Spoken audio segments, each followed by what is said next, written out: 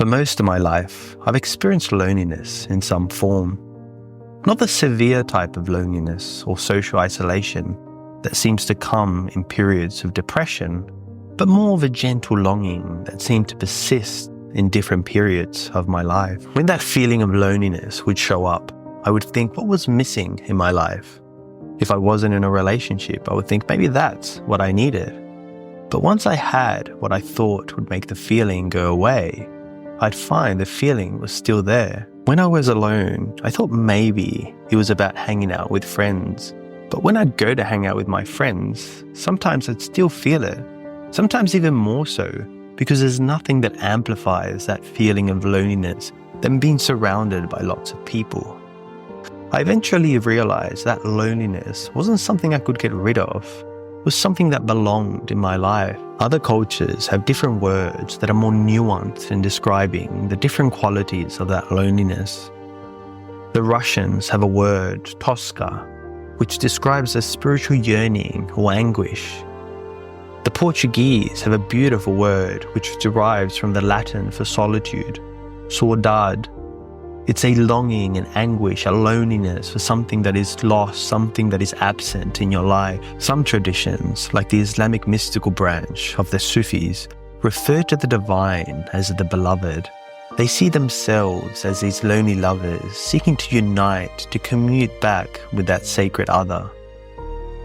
The more I started exploring this, the more it started dawning on me that loneliness sometimes is only a problem if you see it as something that you need to get rid of. The moment I started seeing that feeling as an invitation to explore what it really meant to feel lonely was a moment that it started transforming for me.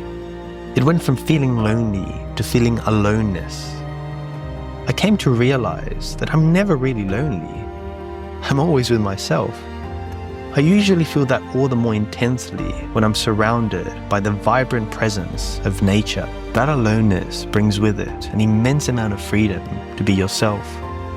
But that level of freedom comes at the cost of feeling lonely sometimes. For some of us, this freedom to pursue our desires alone looks like traveling somewhere far away, eating whatever you like, or watching whatever you find entertaining.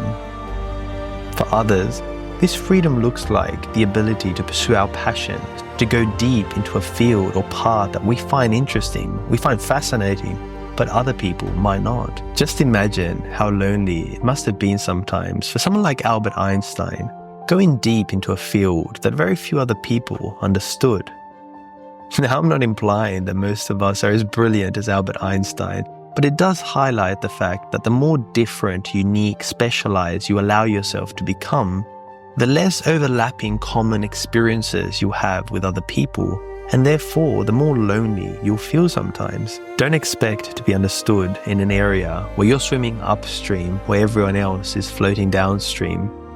But the people who value their own authenticity will value yours as well. And those who share your interests and passions will be all the more excited because it's so rare to find someone else on their path.